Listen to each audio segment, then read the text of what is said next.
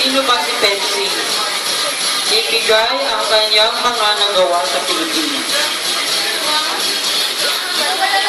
Sino daw si Pepsi at ibigay ang mga nagawa niya sa Pilipinas? Pepsi Side. Kilala niyo si Pepsi? Wala nga, si Pepsi Side. Pepsi? Pinas tao. Ano yan? Pedestrian crossing.